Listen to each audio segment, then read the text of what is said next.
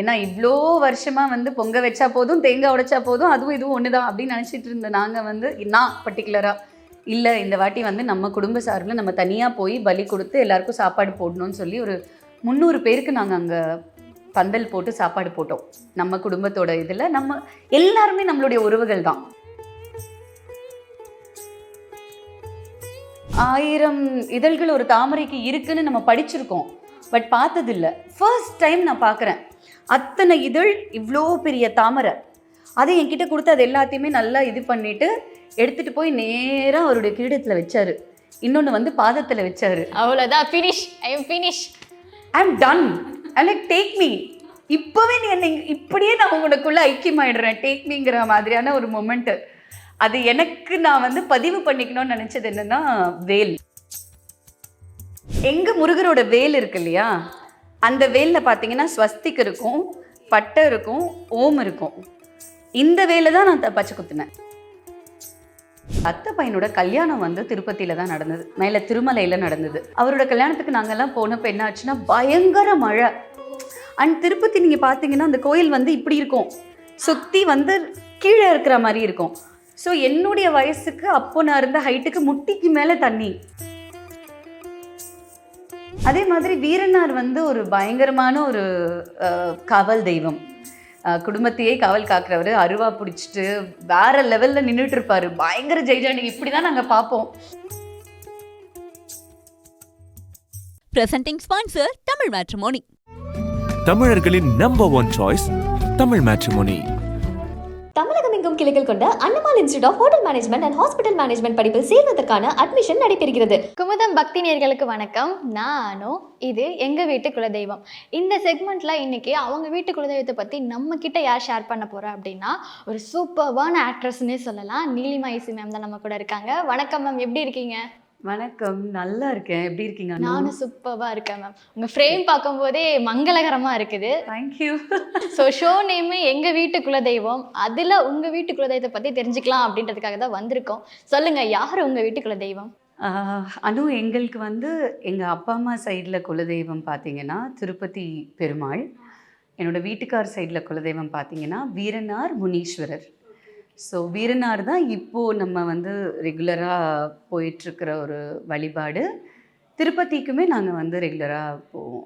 Okay ma'am. அப்போ சின்ன வயசுலேருந்து நிறைய டைம் வந்து திருப்பதிக்கு போகிற வழக்கம் இருக்கும், அப்படி தானே மேம்? ஆமாம்மா, எல்லா விஷயத்துக்குமே நம்ம வந்து ஒரு ஃபஸ்ட்டு யாரை போய் பார்க்கணும் அப்படின்னா குலதெய்வம் தான்.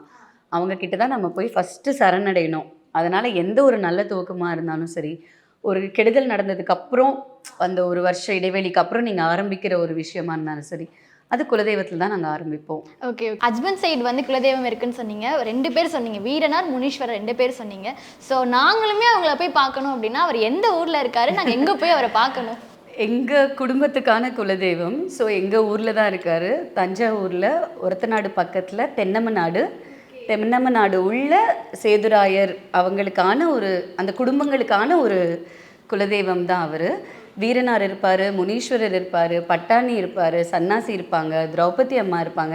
எல்லாருமே ஒரு 5 கடவுள் இருப்பாங்க. அவங்களோட வாகனங்கள் எல்லாமே இருக்கும். ஸோ ஓப்பனாக தான் இருக்கும் எங்களோட குலதெய்வம். ஸோ இவங்க தான்.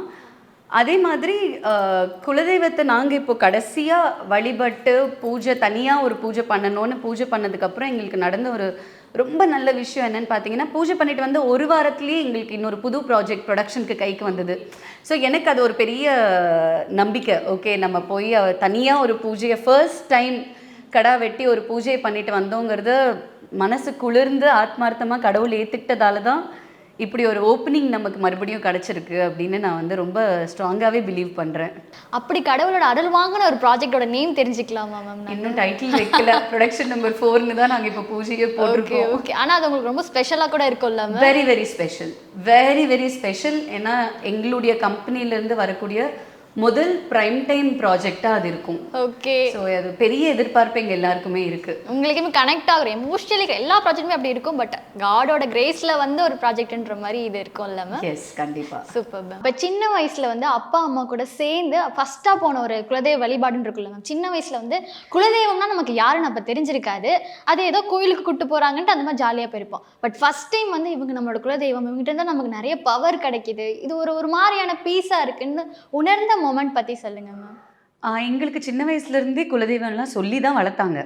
ஸோ எங்களுக்கு தெரியும் இன்னார் நம்ம குலதெய்வம், இதுதான் நம்மளோட வழிபாடு. எனக்கு வந்து கோத்திரம் இருக்கும், நாங்கள் கவுண்டின்ய கோத்திரம், இப்போ சிவகோத்திரத்துக்கு மாறியாச்சு. ஸோ அந்த மாதிரி விஷயங்கள்லாம் நிறைய சின்ன வயசுலேருந்தே அப்பா அம்மா சொல்லி எனக்கு பழக்கம் இருக்குது. பட் இன்சிடெண்ட்டாக பார்த்தீங்கன்னா என்னோட அத்தை பையனோட கல்யாணம் வந்து திருப்பதியில் தான் நடந்தது, மேலே திருமலையில் நடந்தது. அப்போது அவரோட கல்யாணத்தப்போ நான் சொல்கிறது ஒரு 25 வருஷத்துக்கு முன்னாடின்னு வச்சுக்கோங்களேன். 25 வருஷத்துக்கு ஆல்மோஸ்ட் 28 இயர்ஸ்க்கு முன்னாடி அவரோட கல்யாணத்துக்கு நாங்கள்லாம் போனப்போ என்ன ஆச்சுன்னா பயங்கர மழை. அண்ட் திருப்பதி நீங்கள் பார்த்தீங்கன்னா அந்த கோயில் வந்து இப்படி இருக்கும், சுற்றி வந்து கீழே இருக்கிற மாதிரி இருக்கும். ஸோ என்னுடைய வயசுக்கு அப்போ நான் இருந்த ஹைட்டுக்கு முட்டிக்கு மேலே தண்ணி. மேமே ஹைட்டு, மேமோட முட்டிக்கு மேலே தண்ணினா முட்டிக்கு மேலே தண்ணி. அவ்வளோ இதில் நாங்கள் க்யூவில் நின்றுட்டு போனோம் தரிசனத்துக்காக. அது வந்து அன்பிலீவபிள் எக்ஸ்பீரியன்ஸ். ஏன்னா ஒட்டுமொத்த குடும்பமும் இருக்குது, ஒரு 20-25 பேரை க்யூவில் நிற்கிறோம், முட்டிக்கு மேலே தண்ணி இருக்குது, எல்லாரும் அப்படியே இன்னும் அது ஒரு எனக்கு விஷுவலாக வந்துட்டு இருக்கு கண்ணு முன்னாடி. ஒரு பக்கம் மழை இருக்குது, ஒரு பக்கம் அவ்வளோ தண்ணி தேங்கி இருக்குது. அந்த டைமில் வந்து அந்த இதெல்லாம் உங்களுக்கு ட்ரைனேஜ் சிஸ்டம் எல்லாம் அவ்வளோ ஸ்ட்ராங்காலாம் அப்போது கிடையாது. கோயிலே வந்து கொஞ்சம் கீழே தான் இருக்கும், உங்களுக்கு அமைப்பாகவே வந்து அது கொஞ்சம் லோவாக இருக்கிற மாதிரி தான் இருக்கும். இப்போ கூட அப்படி தான். ஸோ உங்களுக்கு அந்த புஷ்கரிணியில் தண்ணி வெளியில் வரதா இருக்கட்டும், அதெல்லாம் வந்து பயங்கரமான எக்ஸ்பீரியன்ஸ் எங்களுக்கு. Okay ma'am. ஒரு க்யூவில், பெரிய க்யூவில் நின்று முட்டிக்கு மேலே தண்ணி நிற்கிற லெவலில் இருந்து தரிசனம் பண்ணும்போது உங்கள் ஃபஸ்ட்டு பார்த்தோன்னே, கடவுளை பார்த்தோன்னே மைண்டில் தோண ஒரு விஷயம்? ஐயோ, இட் இஸ் அன்பிலீவபிள்மா. அது ஒரு வாட்டியுமே நான் திருமலைக்கு போய் அவரை தரிசிக்கும் போதெல்லாம் மனசு நிறைய என்னென்னமோ நினச்சிக்கிட்டு இவர்கிட்ட இதெல்லாம் கேட்கணும், இதெல்லாம் அவருக்கு சொல்லணும்னு நினச்சிட்டு தான் உள்ளே போவோம். ஒன்ஸ் அந்த உள்ளே போகிறோம் இல்லையா, அந்த கோல்டன் டோரை தாண்டி உள்ளே கால் வச்ச உடனே எல்லாமே மறந்து போயிடும். ஓகே, எல்லா ரிக்வெஸ்ட்டும் மறந்து போயிடும். அவர்கிட்ட என்னென்ன கேட்கணும்னு நினைக்கிறோமோ எல்லாமே மறந்து போயிடும். ஒரே விஷயம் தான் ஞாபகம் இருக்கும், என்ன நீ உங்ககிட்ட சேர்த்துக்கோ, ஓகே, நல்லபடியாக I should come to you, you protect my family, you protect as. Okay, அது அப்படியே அந்த ஒரு 4 லைனுக்குள்ளே போயிடும். அது இட்ஸ் சம்திங் எல்ஸ். அதே மாதிரி அவர் எத்தனை தடவை பார்த்தாலும், எவ்வளோ நேரம் பார்த்தாலும் பத்தவே பத்தாது, அங்கே இருந்தெல்லாம் போல தோணும். ஆமாம். Okay okay okay ma'am. அதே மாதிரி வீரனார் சாமி இருக்காங்கல்ல மேம், ஸோ அவங்கள பார்க்கும்போது நீங்கள் கல்யாணம் முடிச்சு தான் அவங்கள பார்க்க போயிருப்பீங்க. ஸோ இவ்வளோ நாள் வந்து நம்மளோட லார்டு வந்து குலதெய்வம் திருப்பதின்னு நினச்சிட்டு வீரனார் கிட்ட போகும்போது உங்களோட தாட் எப்படி இருந்துச்சு? அவர்கிட்ட போகும்போது அவர்கிட்ட இருந்து கிடைச்ச ஒரு அனுபவம் சொல்லுங்க மேம். 2008 எனக்கு கல்யாணம் ஆச்சு. கல்யாணம் ஆன உடனே நாங்கள் ஃபஸ்ட்டு எங்கள் குலதெய்வ கும்பாபிஷேகம், அந்த வருஷம் தான் கும்பாபிஷேகம். ஸோ முதல்ல நான் அந்த கோயிலுக்குள்ளே போகிறப்பவே வந்து அந்த கோயிலில் சார்ந்த 300 குடும்பங்கள் மொத்தமாக அங்கே இருக்குது. ஓகே, ஃபர்ஸ்ட் டைம் நான் என்னோட மாமனார், மாமியார், இசை, நான் அப்பா அம்மா தான் கூப்பிடுவேன். ஸோ அப்பா அம்மா, இசை, நான், என் அத்தா எல்லாரும் கம்ப்ளீட் ஃபேமிலியாக நாங்கள் போகிறோம். ஒரு கியூ மாதிரி எல்லாருமே வந்து அப்பா காலில் வந்து ஆசீர்வாதம் வாங்கிட்டு போகிறாங்க. எனக்கு அது வந்து பயங்கரமான ஒரு மொமெண்ட்டு. அவர் அங்கே பஞ்சாயத்து தலைவராக இருந்திருக்காரு, சொசைட்டி பிரசிடெண்ட்டாக இருந்திருக்காரு, அந்த கிராமத்துக்கே அவர் அவ்வளோ பண்ணியிருக்காருங்கிறதெல்லாம் எனக்கு கல்யாணத்துக்கு முன்னாடி தெரியாது. போய் நிற்கிறோம், கும்பாபிஷேகத்துக்காக வர்றவங்க அத்தனை பேரும் கியூ கட்டி அப்பாவை பார்த்துட்டு போகிறாங்க. அது வேற ஒரு மொமெண்ட்டு, அன்பிலீவபிள். லைக் யூனோ, ஒருத்தருக்கு இவ்வளோ மக்கள் செல்வாக்கு இருக்கா, இவ்வளோ பேர் ஒருத்தரை வந்து பார்த்து இது பண்றாங்களா, அவரை பத்தி நமக்கு தெரியவே இல்லையே அப்படின்னு வீட்டுல தான் நம்ம வந்து சேர்ந்துருக்கோம் அப்படின்னு அது வந்து எனக்கு அப்போ அது ஃபீல் ஆகவே இல்லை வச்சுக்கோங்களேன். அது வேற ஒரு இதுல இருந்தது தெரிஞ்சதுக்கு அப்புறம். அதே மாதிரி வீரனார் வந்து ஒரு பயங்கரமான ஒரு காவல் தெய்வம், குடும்பத்தையே காவல் காக்குறவர், அருவா பிடிச்சிட்டு வேற லெவல்ல நின்றுட்டு இருப்பாரு, பயங்கர ஜெய்ஜாண்டி இப்படிதான் நாங்க பார்ப்போம். அது வேற ஒரு மொமெண்ட் அது. அண்ட் அவருக்கு பலி உண்டு. ஓகே, முனீஸ்வரருக்கும் பலி உண்டு. முனீஸ்வரருக்கு செம்மறி ஆடு, இவருக்கு வந்து கருப்பு ஆடு. ஓகே, ஸோ ஒரு டாட் கூட அவர் மேல வேற எந்த கலரும் இருக்கக்கூடாது, ஃபுல் அண்ட் ஃபுல் அந்த ஆடு கருப்பு ஆடா தான் இருக்கணும். கோழி இது வந்து அங்க பலி கொடுப்பாங்க. முனீஸ்வரருக்கு வந்து செம்மறி ஆடு தான் பலி கொடுப்பாங்க. எனக்கு இந்த பலி வழிபாடுங்கிறதே வந்து தெரியாது, புதுசா இருந்துச்சா? ரொம்ப புதுசு. அண்ட் பயம், ஐயோ இவங்க ஏதோ கொலை பண்ண, நமக்கு அது கொலை பண்ண போறாங்கன்னு தான் தோணும் ஃபர்ஸ்ட் டைம். இல்லை ஐயோ இவங்க கொலை பண்ணுறாங்களே, கொலை பண்ணி எல்லாரும் சமைச்சு சாப்பிட்றாங்களேன்னு ஒரு ஃபீலு. பட் ரெகுலராக நாங்கள் அந்த கோயிலில் போய் பூஜை பண்ணி பொங்க வைக்கலாம். ஸோ பொங்கல் வச்சு அவங்களுக்கு பூஜை பண்ணி தேங்காய் உடைச்சு அவருக்கு வஸ்திரம்லாம் சாத்தி, ஏன்னா ஓப்பனாக இருக்கும், கூரை இருக்காது அவருக்கு. ஸோ அந்த மாதிரிலாம் பண்ணி ஒரு 15-18 வருஷத்துக்கு அப்புறம் இன்னைக்கு after 17 years, almost 18th year of my மேரேஜில் இருக்கேன் நான் இப்போ வந்து மகாபிரிவா வந்து ஒரு வாட்டி பேசும்போது சொல்லியிருந்தாரு, குலதெய்வத்துக்கு என்ன வழிபாடோ அந்த வழிபாடை நம்ம கரெக்டாக அந்த முறைப்படி செஞ்சோன்னா அவங்க குளிர்ந்து நம்ம குடும்பத்துக்கு என்ன தேவையோ அதை 2 மடங்கு கூடுதலாக நமக்கு கொடுப்பாங்க. அது சந்தோஷமாக இருந்தாலும் சரி, மெட்டீரியலிஸ்டிக்காக இருந்தாலும் சரி அப்படின்னு. அது படித்ததுக்கப்புறம் அந்த இது கேட்டதுக்கப்புறம் நாங்கள் போய் ஒரு தனியாகவே நாங்கள் ஒரு பூஜை போட்டோம். இப்போது சமீபத்தில் வந்து ஒரு பூஜை போட்டோம். அந்த பூஜையோட பலனெல்லாம் வந்து சொல்லி மாளாது. ஃபஸ்ட் டைம் நாங்கள் வந்து அதை பண்ணோம். ஏன்னா இவ்வளோ வருஷமாக வந்து பொங்க வச்சா போதும், தேங்காய் உடைச்சா போதும், அதுவும் இதுவும் ஒன்று தான் அப்படின்னு நினச்சிட்டு இருந்த நாங்கள் வந்து, நான் பர்டிகுலராக இல்லை, இந்த வாட்டி வந்து நம்ம குடும்ப சார்பில் நம்ம தனியாக போய் பலி கொடுத்து எல்லாருக்கும் சாப்பாடு போடணும்னு சொல்லி ஒரு 300 பேருக்கு நாங்கள் அங்கே பந்தல் போட்டு சாப்பாடு போட்டோம். நம்ம குடும்பத்தோட இதில் நம்ம எல்லாருமே நம்மளுடைய உறவுகள் தான். கல்யாணம் ஆன புதுசில் ஒரு எனக்கு 21ன்னா அவங்களுக்கு ஒரு 40 வயசு இருக்குன்னு வச்சுக்கோங்களேன். என்கிட்ட வந்து ஆத்தா எப்படி இருக்கீங்க அப்படின்னாங்க. என்னது பாட்டியா? நானா? அவங்களுக்கா? அந்த வழிமுறை அந்த முறைகள் இருக்குல்ல, பார்த்த அந்த எபிசோட் கூட வாங்க சித்தி அப்படின்னு சொல்லும்போது என்ன சித்தின்னு கூப்பிடுறவங்க என்னை விட ரொம்ப பெரியவங்களா இருப்பாங்க. இத்தனோன்னு இருக்கும். அது வந்துட்டு தாத்தா வாங்க தாத்தா நல்லா இருக்கீங்களா அப்படி அது எல்லாமே ஃபர்ஸ்ட் டைம் புதுசாக இருந்தது. பட் போக போக பழக பழக அதில் இருக்கிற அந்த ஒரு உணர்வு இருக்குல்ல, சான்ஸே இல்லை. அது அந்த கிராமங்கிறதும் அந்த குலதெய்வ வழிபாடுங்கிறதும் கோயிலுக்கு போய் குடும்பமாக எல்லாருமே வந்து நின்று பூஜை பண்ணுறதும் அமேசிங். அது வந்து நம்மளுடைய ஃபேமிலியவே ரொம்ப அழகாக ஒரு மாதிரி பாண்டிங்காக வச்சிருக்கோம், கனெக்ட்லேயே வச்சிருக்கோம். இப்போ பாரு, எஸ் டிவோஷனாகவே எப்போ இருக்கிறீங்கன்னு எங்களுக்கு எல்லாருக்குமே தெரியுது. உங்களுக்கு வந்து ஆன்மீக வழிபாட்டில் அவ்வளோ ஒரு ஈர்ப்பு இருக்குன்னு தெரியுது. ஏன்னா பின்னாடி ஒரு முருகர் இருக்காரு, ஏன் பக்கத்தில் ஒரு விநாயகர் இருக்காரு. ஸோ அப்படி இருக்கும்போது திருப்பதி லார்டு இருக்காரு, வீரனார் இருக்காரு, சுற்றியும் ஒரு ஆன்மீகத்துக்குள்ளேயே இருக்கும்போது நமக்குள்ள ஒரு ஃபீல் வரும்ல மேம், இந்த விஷயம் நான் பண்ணும்போது எனக்கு இவ்வளோ தெய்வங்கள் துணை இருக்குது அப்படின்னு. அப்போது நீங்கள் ஒரு விஷயம் பண்ணப்போ எல்லா துணையுமே, அது எல்லா தெய்வமே உங்கள் கூட துணையாக இருந்தால் அந்த மூமெண்ட் எது மேம்? இன்னைக்கு நான் உயிரோட உட்காந்து உங்கள் எதிரில் பேசிக்கிட்டு இருக்கேன்னாலே என்னை சுற்றி எல்லாருமே ஒரு பெரிய ஷீல்டாக இருக்காங்கங்கிறது என்னால் உணர முடியும். ஓகே, நீங்கள் விட்டுட்டது வந்து குருமார்கள், யோகி தாத்தாவாக இருக்கட்டும், பாபா தாத்தாவாக இருக்கட்டும், மகாபெரிவாவாக இருக்கட்டும், சித்தர்கள், எல்லாருமே குருமார்கள், எல்லாருமே வந்து எனக்கு ஒரு பெரிய ப்ரொடெக்டிங் ஷீல்டாக இருக்காங்கிறது நான் ஒரு நிமிஷமுமே உணர்வு பூர்வமாக அதை என்னால் வந்து ஃபீல் பண்ண முடியும். ஸோ அவங்கெல்லாம் சுற்றி இல்லைன்னா ஒரு அடி என்னால் முன்னாடி எடுத்து வைக்க முடியாது. சூப்பராக சொன்னீங்க. ஒரு ஷீல்டுக்குள்ளே நான் இருக்கேன், என்னை ப்ரொடெக்ட் பண்ணுறதுக்கு எல்லாருமே இருக்காங்க அப்படின்ட்டு சொன்னீங்க. இப்போ ரீசெண்டாக உங்களோட இன்ஸ்டா போஸ்ட்டில் கூட போட்டிருந்தோம், வேல டாட்டூ போட்டிருந்தீங்க உங்கள் கழுத்துக்கு பின்னாடி. ஸோ அதை பற்றி சொல்லுங்கள், அந்த அனுபவம் பற்றி சொல்லுங்கள். இல்லை, சமீபத்தில் வந்து முருகர், அவரை வந்து நான் என்னோட பெரிய அண்ணான்னு சொல்வேன். முருகர்னாலே வந்து he's a warrior, head of warriors. அவர் வந்து சேனாதிபதி. அப்படி தான் நம்ம வந்து முருகரை வந்து எப்படி சொல்கிறது, போற்றுறோன்னு சொல்லலாம்.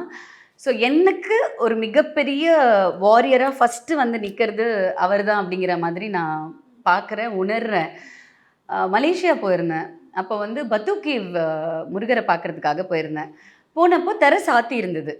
நான் போன உடனே அங்கே இருக்கிற ஐயர் என்ன பண்ணார், ஒரு தட்டு ஃபுல்லாக தாமரைப்பூ கொண்டு வந்து என்கிட்ட கொடுத்துட்டு அது எல்லாத்தையுமே நீங்கள் உதித்து வைங்க அப்படின்னாரு. என்னடா நம்மக்கிட்ட கொடுக்குறாரு, ஓகே நம்ம முகம் அவருக்கு தெரிஞ்சிருக்கும் கண்டிப்பாக, அதனால தான் நம்மக்கிட்ட கொடுத்தாருன்னு ஒரு ஃபீலோடு நான் போய் உட்காந்துட்டு ஓம் சரவணபவ சொல்லிக்கிட்டே நான் அதை எல்லாத்தையுமே பெட்டல்ஸ் எல்லாம் எடுத்து போட்டுட்டேன். ஒரு 2 நிமிஷத்தில் தெர திறக்கிறாங்க, ஆர்த்தி காட்டுறாங்க. முருகரை பார்த்தோன்னே பயங்கர ஹாப்பி. இந்த தாமரை தட்டு தான் உள்ள அர்ச்சனைக்கு போகுது. ஓகே, ஸோ அந்த தாமரை இதழ்களை வச்சு தான் அவங்க அர்ச்சனை பண்ணாங்க. அதை பார்த்தோன்னே ஐ வாஸ் வெரி டச்ட். என் கையால் நீ இதை பண்ணி நீ அதை வந்து அர்ச்சனையாக ஏற்றுக்கிறியா, எனக்கு அவ்வளோ பெரிய பாக்கியமா அப்படின்னு நினச்சிட்டு ஆர்த்தி எல்லாம் முடிச்ச உடனே தொட்டு கும்பிட்டுட்டு நகரும்போது இன்னொரு அர்ச்சகர் வந்தார். வந்தம்மா இங்கே வாங்கம்மா அப்படின்னு சொல்லி ஒரு ஒயிட் பேப்பரில் ரோல் பண்ணியிருந்ததை கொடுத்து இது எல்லாத்தையுமே கொஞ்சம் விரிவு பண்ணுங்க அப்படின்னு சொன்னார். ஃபர்ஸ்ட் டைம் என் லைஃப்பில் 1000 இதழ்கள் கொண்ட தாமரையை நான் பார்க்குறேன் கண்ணால். ஓகே, 1000 இதழ்கள் ஒரு தாமரைக்கு இருக்குன்னு நம்ம படிச்சிருக்கோம், பட் பார்த்ததில்லை. ஃபர்ஸ்ட் டைம் நான் பார்க்குறேன். அத்தனை இதழ், இவ்வளோ பெரிய தாமரை. அதை என்கிட்ட கொடுத்து அது எல்லாத்தையுமே நல்லா இது பண்ணிவிட்டு எடுத்துகிட்டு போய் நேராக அவருடைய கிரீடத்தில் வச்சார். இன்னொன்னு வந்து பாதத்துல வச்சாரு. அவ்வளோதான், finish, I am finish. I am ton. I like take me. இப்பவே நீ என்னை இப்படியே நான் உங்களுக்குள்ள ஐக்கியமாயிடுறேன், டேக் மீங்கிற மாதிரியான ஒரு மொமெண்ட். அது எனக்கு நான் வந்து பதிவு பண்ணிக்கணும்னு நினைச்சது என்னன்னா வேல். ஏன்னா வேலும் அந்த மயிலும் மொமெண்ட் துணை. நடந்ததுக்கு அப்புறம் பண்ணது. எஸ், அந்த மொமெண்ட் நடந்த உடனே அங்கிருந்து நேரா டாட்டூ ஸ்டுடியோ தான் போனேன். எங்க முருகரோட வேல் இருக்கு இல்லையா, அந்த வேல்ல பாத்தீங்கன்னா ஸ்வஸ்திக் இருக்கும், பட்டை இருக்கும், ஓம் இருக்கும். இந்த வேலை தான் நான் பச்சை குத்துனேன். இப்படி எனக்கு வேணும் அப்படின்னு இது வந்து போட்டோ எடுத்து இந்த போட்டோவை நான் ஆர்டிஸ்ட் கிட்ட கொடுத்து எனக்கு இதுதான் வேணும் அப்படின்னு சொல்லி கீழே ஒரு ஃப்ளாகோட நான் பச்சை குத்தி, அது எனக்கு ஒரு லைஃப் டைம் எப்படி சொல்றது, ஒரு பதிவா எனக்கு கூட இருக்கணும் அப்படின்னு நான் பண்ணது. And this is my first tattoo. Okay, super. ஓம் ஸோ பிரணவ மந்திரம் இல்லையா. ஸோ உங்களை சுற்றி எல்லாமும் ஒரு வைப்ரேஷன் இருக்கணும்னு சொல்லிட்டு பண்ணிட்டு இருக்கீங்க. அண்ட் உங்களோட டேட்டூ அந்த வேலுக்கு பின்னாடி இவ்வளோ பெரிய ஸ்டோரி பயங்கரமா இருக்கு. அதை கேட்கும் போதே அது தலையில வச்சதா இருக்கட்டும், பாதத்துல வச்சதா இருக்கணும், இது பண்ண பூஜை பண்ணாங்க அப்படின்னு சொல்லும் போதே பயங்கரமா இருக்கு. I show you the photos. Okay okay, நானும் பார்க்குறேன் மேம். நீங்கள் சொல்லும் போதே எனக்கு அது கண்ட விஷுவலாஸாக வந்து போச்சு. Yes ma'am. இப்போ வந்து சில விஷயத்த நம்ம பண்ணும்போது நம்ம சாமி கிட்ட வந்து பெர்மிஷன் கேட்கணும் அப்படின்னு ஒரு சில விஷயங்கள் சொல்லுவாங்க. இது கேட்டு பண்ணா இன்னும் கொஞ்சம் நல்லா இருக்கும், இது தப்பா சரியா அந்த மாதிரி கூட சொல்லலாம்.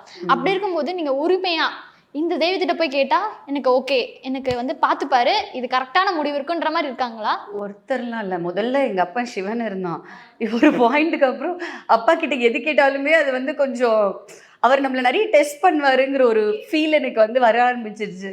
அதனால இப்போல்லாம் வந்து எல்லார்கிட்டையும் விட்டுறது. You all take a call. There was a period where Baba Tata was very, very close to us.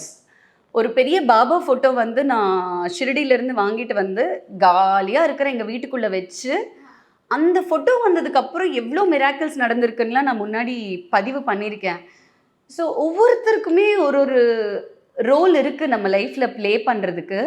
And குருமார்களாக இருக்கட்டும், கடவுளாக இருக்கட்டும், நமக்கு என்ன நடக்குதோ அதை சார்ந்து அந்த அவதாரத்தில் அவங்க வருவாங்கங்கிறது என்னோட நம்பிக்கை. ஓகே. இன்னைக்கு வந்து ப்ரிடாமினண்ட்டாக யார் இருக்கான்னா முருகன் இருக்காரு, யோகி இருக்காரு. ஒரு பீரியட்ல ப்ரிடாமினண்டா சிவன் இருந்தாரு, ஒரு பீரியட்ல பெருமாள் இருந்தாரு. பட் ஒட்டுமொத்தமா எல்லாருமே இருக்காங்க அப்படிங்கிறது தான் என்னுடைய புரிதலா இருக்கு. That's my understanding. சுத்தி எல்லாரும் இருக்காங்க, எனக்கு எப்ப யார்ட்ட தோணுதோ அப்ப நான் கேட்பேன். அது நான் கேட்கறது இல்லை, அவங்க வருவாங்கன்னு சொல்றேன். தே அப்பியர். ஓகே. இந்த இன்னைக்கு இந்த சூழ்நிலைக்கு நீலிமாக்கு நான் தான் வரணும் அப்படின்னு சொல்லி அவங்க வருவாங்க. நீங்க அவங்களை தேர்ந்தெடுக்க மாட்டீங்க, அவங்க தான் நம்மளை தேர்ந்தெடுப்பாங்க. S, correct. நமக்கு அந்த உரிமையே கிடையாதுமா. குருமார்கள் தான் நம்மளை தேர்ந்தெடுப்பாங்க. கடவுள் வில் சூஸ் எப்போ நம்ம கிட்ட இருக்கணும் அப்படிங்கிறது. தேர் கால். எஸ் மேம், சூப்பராக சொன்னீங்க. தென் லாஸ்ட்டாக எப்போ திருப்பதி போயிட்டு வந்தீங்க மேம்? வீரனார் கிட்ட போயிட்டு வந்த ஸ்டோரி சொன்னீங்க. திருப்பதிக்கு எப்போ போயிட்டு வந்தீங்க? இப்போ தான் போயிட்டு வந்து அது பயங்கர வைரல் ஆயிடுச்சு ஆன்லைனில். நான் வந்து நான் I think not even 2 months. Okay. நான் க்யூவில் நின்று நடந்து வந்துட்டு இருந்தேன். அந்த தடுப்பு செவரு மாதிரி அங்கே பிராஸில் பேரிகேட் மாதிரி இருந்தது. நிறைய பேர் ஃபோன்ஸில் ரெக்கார்ட் பண்ணிட்டு இருந்தாங்க. நான் பார்த்துட்டு யாரோ ஏதோ ரெக்கார்ட் பண்ணுறாங்களேன்னு சிரிச்சு நான் போயிட்டேன். அப்புறம் பார்த்தா there is all over internet, millions of views, அது இதுன்னு. Okay, nice. Okay okay. இப்போ திருப்பதி ஆகட்டும், நீங்கள் சொன்ன வீரனார் ஆகட்டும், இவங்க எல்லாத்தையும் வருஷத்தில் ஒரு வாட்டி பார்க்கணுன்ற மாதிரியா, இல்லை தோணா இவங்க கூப்பிட்டா நான் போயிடுவேன்ற மாதிரியா? கூப்பிட்டா போகிறது தான். ஓகே. அப்படி வருஷத்தில் எத்தனை மாதிரி கணக்கு ஏதாவது? அதுவுமே நீங்கள் முடிவு பண்ண முடியாது. அதுதான் நான் சொல்கிறேன். நீங்கள் கணக்கு போட முடியாது எத்தனை வாட்டி பெருமாளை பார்க்கணும், எத்தனை வாட்டி திருவண்ணாமலை அண்ணாமலையாரை பார்க்கணுன்னு.